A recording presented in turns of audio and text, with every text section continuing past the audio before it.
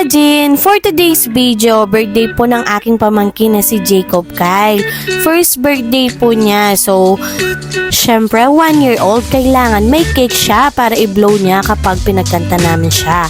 So, ayan si Napoy, parang kagigising na naman, Diyos ko, eh. So, ayan, after namin bumili ng cake, pumunta naman kami sa Sagu, Diyos ko. Yung mga kasama ko, panay maranog, Diyos ko. Nasisira tuloy ang diet ko. At syempre, hindi mawawala ang Master Siomai na favorite ko yung Japanese siomai.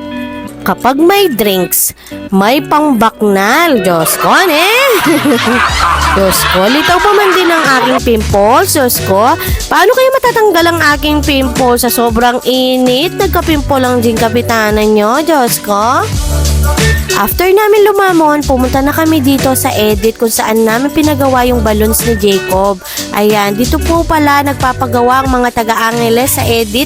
Magaling po sila sa mga balloons and cakes. So, pinagawa po namin dito yung balloons ni Jacob. Ayan, sa edit, cakes and balloons for all occasions. Kahit mapali ang araw, okay lang kasi para kay Jacob to. After namin nakuha yung mga balloons, umuwi muna kami para mag-prepare. Ready na ate? Boy, kayo mga ready na kayo? Oo, mga ready na kayo rin. Baka mas... O, naan yan? Kilala mo sila. Kilala mo naman siya. Ano mo yan, Diyos ko. Ayan. Guys, punta kami po kayong birthday ni Paunakan po. Siyempre, kunwari, mabsi-mabsi, ay hindi po yung kaya tamo sa ligaw. Hanggang natin tamo lamang kauli. Diyos ko. Tara na. Pakit may pabo. Tara na.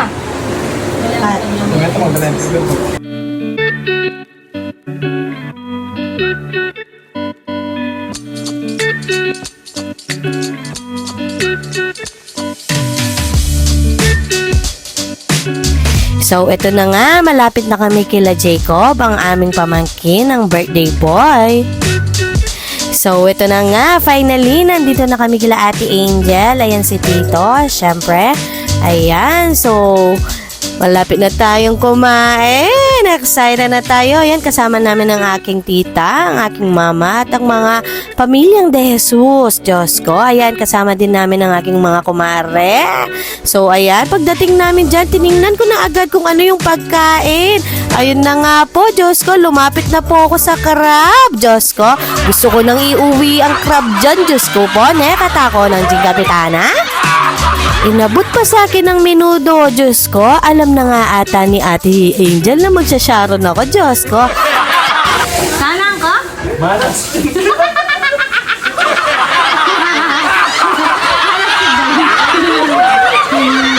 Ote, karamot mo datang. Agli mo, paano sisiyapon gabay ng 10 putal? Ano pa? Ay, Diyos ko, bala ko sa diet ko. Check day papin ngayon, tati nila Huwag na nang pagit mukha ko. Hirugon eh. Mag-sharon ka yata. Sigla, Ay, kasigla. Finally, kompleto na po yung mga handa. Diyos ko, ang sarap po. Ayan, inaabangan ko na po kung ano nga ba pwede yung isharon ko. Alam niyo po ba yung balutin mo ko? O, diba, Diyos ko?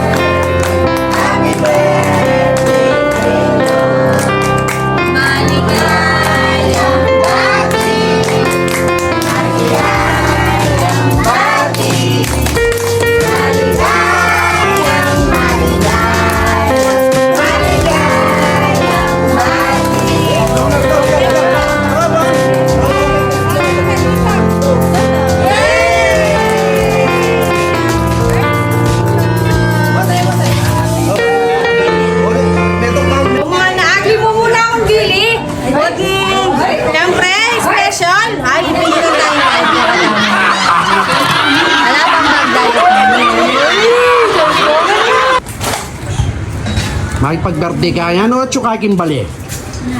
Makipag-birthday ko. O mayan ka sa sulod?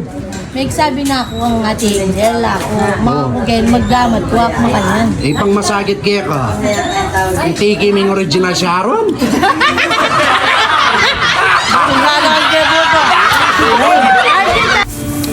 I'm kapampangan ko, syempre, kapag ating handaan, kaya pwedeng ngay malyari nga lahat ang Sharon, oo. Ay, neo, mamalot ka na, Diyos ko. Baka din tamo ulaman ka uli, Diyos ko, ne? Ay, pwede pa niya ka dami sabon, tarakal. Diyos ko. Diyos ko, kwani pa bula ng ulam? Ba, syempre, ulam na, sisila na ka mo. Diyos ko, seafoods pa yung Sharon, Diyos ko. Hoy, tara na, mga Ano ka?